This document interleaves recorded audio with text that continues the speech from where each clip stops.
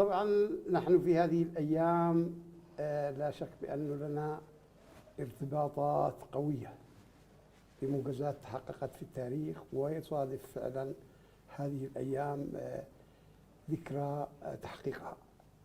الوحدة اليمنية التي هي غالية على كل يمني، شماليا كان أو جنوبيا، شرقيا كان أو غربيا، لأن الوحدة اليمنية هي إرادة كل اليمنيين، إرادة الشعب اليمني الذي ناضل وناضل وناضل حتى وصل إلى هذا الهدف. هذا الهدف التي أريقت من أجله سيولا من الدماء، وتحققت من أجله ووقعت من أجله كثيرا من المعارك. وبالتأكيد أعداء الوحدة لا ينفكوا، يخططوا للعودة إلى ما قبلها. الوحدة اليمنية تحققت وهي إرادة كل اليمنيين.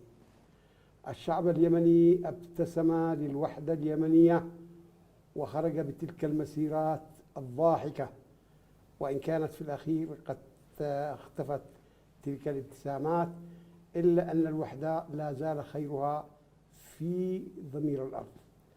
نحن فعلا عندما نقول وحدة الشعب اليمني إنما نذكر الأجيال القادمة بأن هذه الوحدة لم تأتي فعلا طوعية، ولا كانت نوع من الترف، ولا أيضا تحققت بمجرد فعلا محاكاة لأمنيات. الوحدة اليمنية هي نضال الشعب اليمني وكفاحه، لأن الوحدة اليمنية هي وجود الشعب اليمني جيلا بعد جيل، ولا يمكن لهذه الوحدة التي تمثل كل الشعب اليمني أن تختفي تحت اسم مجلس انفصالي هناك أو مجموعة انفصاليين هنا، لأن الانفصاليين مصيرهم أن يعودوا إلى الخلف، والوحدويين هم الذين يحتلوا صدارة الشعب اليمني ويحتلوا صدارة التاريخ. الشعب اليمني الذي ناضل من أجل الوحدة وقدم من أجلها الكثير من الدماء لا زال حتى اليوم يناضل دفاعا عن وحدته، ودفاعا عن أرضه، ودفاعا عن أمنه واستقراره وسلامه الاجتماعي. الشعب اليمني الذي لا يقبل للغزاة أن يحققوا أهدافهم، لأن أهداف الغزاة هي كانت يعني الضرب وحدة الشعب اليمني، لأنها ضرب في مقتل لإرادة الشعب اليمني وتطلعاته إلى الأمام.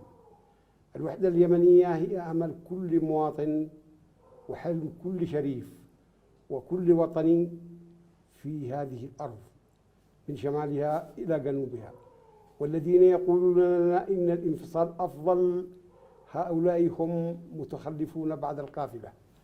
القافلة تسير وهؤلاء يتعثرون. هؤلاء الذين فعلا يريدون أن يعيدون إلى ما قبل الوحدة، بالتأكيد هم يريدون أن يعودون إلى ما قبل السيادة، وإلى ما قبل الحرية، وإلى ما قبل الاستقلال والكرامة.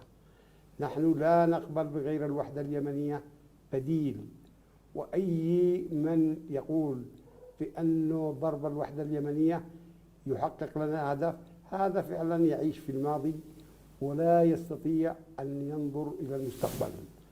الوحدة اليمنية هي الحاضر، وهي المستقبل، وهي إرادة هذا الشعب، وهي قوته الإيمانية وقوته الدائمة التجدد والتجديد.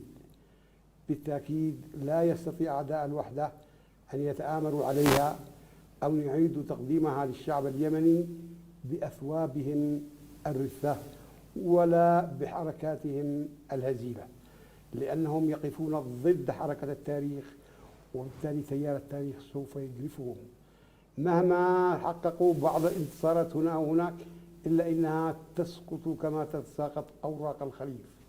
أوراق الخريف تتساقط، وبالتالي لا يصح إلا الصحيح. الوحدة اليمنية هي الصحيح في حياتنا، وهي الأمل في مستقبلنا، ولا يمكننا أن نرتضي بالبدائل التي تطرح اليوم، ولا بالزبيدي ولا بالزبيدي ولا بالزعفران ولا فرتان.